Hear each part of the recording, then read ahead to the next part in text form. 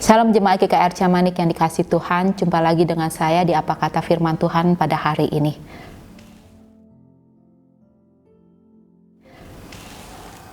Hari jemaat yang dikasih Tuhan, kita akan merenungkan bersama dari satu kisah tentang Raja Salomo dari 1 Raja-Raja 3. 1 Raja-Raja pasal 3 ayat yang keempat sampai 15. Ini kisah tentang doa Salomo yang meminta hikmat kepada Tuhan. Jemaat yang dikasih Tuhan, kita cenderung, bahkan ini seringkali kita tidak sadari, menuntut seharusnya dia seperti ini, seharusnya dia seperti itu. Apalagi kepada seseorang yang diharapkan untuk tampil, memimpin atau tampil sebagai wakil dari kita. Kita menuntut dan mengatakan seharusnya sebagai pemimpin dia tidak seperti itu. Seharusnya kalau dia seorang pemimpin, dia harusnya seperti ini, seperti itu, seperti ini. Dan yang menariknya, setiap orang memiliki penilaian, memiliki tuntutan itu berbeda.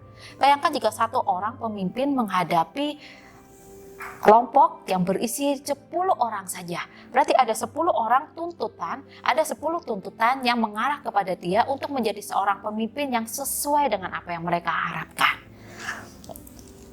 Ingatlah, setelah saya merenungkan dari bacaan kita pada hari ini 1 Raja-Raja pasalnya yang ketiga. Bagaimana jika itu menimpa kepada kita? Bagaimana jika kita diharapkan menjadi pemimpin? Dan kemudian kita mendapatkan tuntutan-tuntutan yang seperti kita layangkan kepada orang lain. Apa yang harus kita lakukan? Mencoba memenuhi apa yang menjadi tuntutan itu? Ataukah kita hanya membiarkan begitu saja? Atau kita menjadi lemah semangat dan mengundurkan diri dari pelayanan yang seharusnya menjadi komitmen kita? Jemaat yang dikasih Tuhan, jika kita mau berbicara tentang pemimpin, siapa sih pemimpin? Apakah orang yang ditunjuk untuk menguasai? Apakah orang yang ditunjuk memiliki kemampuan yang lebih daripada kita? Kemudian mewakili kita atas nama kelompok, berdiri di depan, berdiri di atas, mengatur dan mengambil keputusan? Kita pun pemimpin, tanpa harus menempati suatu posisi tertentu atau menjabat suatu posisi tertinggi atas orang-orang. Kita pun pemimpin. Seperti yang diceritakan di kitab Raja-Raja, tidak semua gambaran raja sesuai dengan yang dimiliki oleh rakyat. Jika kita perhatikan di kitab 1 Raja-Raja saja, ada beberapa raja yang tidak ideal. Ada beberapa raja yang dinilai memiliki sikap yang sangat mengenaskan, yang kejam, yang tidak seringkali membuat rakyatnya menderita.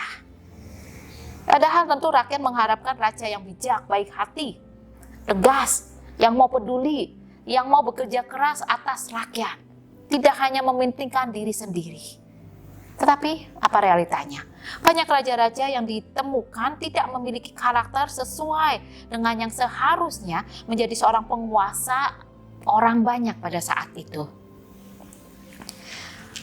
Salomo yang menjadi kisah kita pada hari ini disebut sebagai salah satu raja yang berbeda. Salomo yang saat itu menjadi satu raja yang muda, tetapi Salomo di masa mudanya tidak memikirkan tentang harta, tidak hanya memikirkan tentang kekuasaan atau wilayah. Di dalam doanya kepada Tuhan, Salomo meminta hikmat. Apa sih itu hikmat? Hikmat di sini dipahami Salomo, kita perhatikan di ayat 9, hati yang paham menimbang perkara untuk menghakimi umat Allah dengan dapat membedakan antara yang baik dan yang jahat.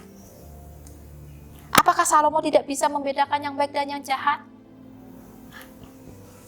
Salomo tentu bisa dengan kemampuan Salomo, dengan kepintaran Salomo. Tetapi Salomo mengharapkan hikmat itu berasal dari Allah. Hikmat itu berasal dari Tuhan yang memampukan dia memimpin umat Allah yang dipercayakan kepadanya. Jika kita menyadari bahwa kita pun ini adalah pemimpin, memimpin diri sendiri, memimpin kita sendiri. Kita ini juga pribadi, kita ini manusia, dan kita perlu memimpin diri kita untuk menjadi seorang pribadi yang baik, menjadi seorang yang bisa diharapkan berkenan di hati orang lain. Apa yang bisa kita andalkan? Jika kita ini adalah seorang pemimpin, apa yang kita miliki untuk kita bisa tonjolkan? Saat seorang Kristen menyadari keberadaannya sebagai gereja, seseorang yang dipanggil Tuhan, seseorang yang dipanggil keluar, seseorang yang menyadari bahwa dirinya sudah diselamatkan oleh Kristus, maka bagi seorang pemimpin Kristen perlu menempatkan ajaran Kristus sebagai panduan hidupnya. Itulah yang menjadi pegangan, itulah yang menjadi andalan kita sebagai seorang pemimpin.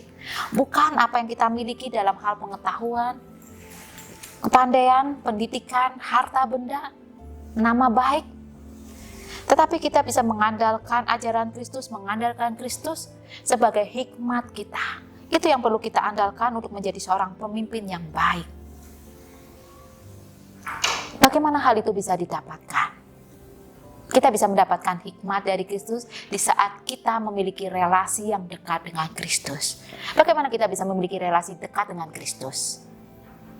Setiap hari kita mau hidup bersama dengan apa yang menjadi firman Tuhan. Kita mau bergumul terus dengan firman Tuhan.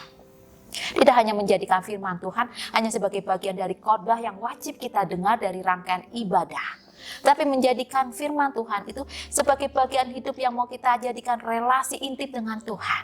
Apa yang ingin Tuhan sampaikan kepada kita, apa yang ingin Tuhan hendak kita kerjakan, apa yang menjadi kerinduan Tuhan, itu yang menjadi kerinduan kita untuk kita ketahui, untuk menjadi bagian dari kita, untuk kita laksanakan. Berhikmat bukan sekedar menguasai kemampuan pengetahuan tentang kekristenan, tetapi mengetahui yang harus dilakukan dari apa yang sudah kita ketahui. Saat kita mengetahui, kita sudah pintar, mengenal betul tentang firman Tuhan, hikmat selanjutnya adalah kita mampu melakukan apa yang seharusnya kita lakukan. Dunia di tengah pandemi COVID-19 hingga hari ini tidak membutuhkan pemimpin yang hanya mau berkuasa, pemimpin yang hanya menjadi bos, yang mengatur, menaklukkan orang lain, menundukkan orang lain seturut dengan apa yang menjadi kehendaknya. Pemimpin di tengah pandemi COVID-19 ini adalah pemimpin yang berhikmat. Hikmat dari Kristus, menjadikan Kristus sebagai teladan, menjadikan ajaran Kristus sebagai panduan, sebagai titik tolak bagaimana kita harus bersikap, bagaimana kita harus bersikap kepada diri kita sendiri, kepada orang lain, kepada lingkungan kita. Pemimpin yang bisa mengarahkan diri untuk tidak berpengaruh kepada lingkungan. Saat kita memiliki relasi yang dekat dengan Tuhan, kita pun bisa dirasakan oleh sesama kita. Orang bisa melihat Tuhan dalam diri kita. Hikmat yang kita miliki bisa dirasakan. Saya ingin mengajak jemaat sekalian pada hari ini, renungkanlah. Kita ini adalah pemimpin. Memimpin diri kita sendiri dalam kehidupan sehari-hari. Lihatlah kehidupan kita. Hidup seperti apa yang sudah kita jalani hingga hari ini. Usaha apa saja yang sudah kita lakukan untuk melakukan pembaruan diri.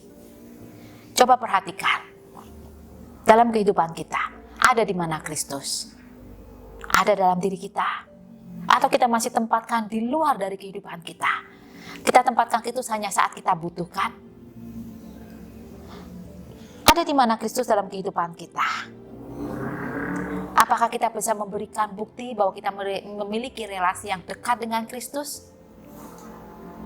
Jemaat yang dikasihi Tuhan, sebagai seorang pemimpin, mintalah hikmat, milikilah Kristus untuk dekat dengan kita. Dan kemudian kita bisa mau terus mendekatkan diri dengan Kristus. Mendekatkan diri melalui firman Tuhan. Mendekatkan diri untuk mencari tahu apa yang menjadi kerinduan Tuhan. Apa yang ingin Tuhan sampaikan kepada kita. Sebelum kita meminta orang lain, menuntut orang lain, mengharapkan orang lain seperti yang kita kehendaki, mulailah dari diri kita sendiri untuk menjadi pribadi yang berkenan, pribadi yang seturut dengan teladan Kristus, pribadi yang bisa dirasakan dampaknya terhadap keluarga kita, terhadap orang-orang yang kita kasih, terhadap lingkungan di mana kita hadir, dalam pekerjaan, dalam pergaulan, di dalam masyarakat. Jemaat yang dikasihi Tuhan, nikmatilah keintiman kita dengan Kristus. Milikilah hikmat dari Kristus. Tuhan Yesus memberkati kita. Amin.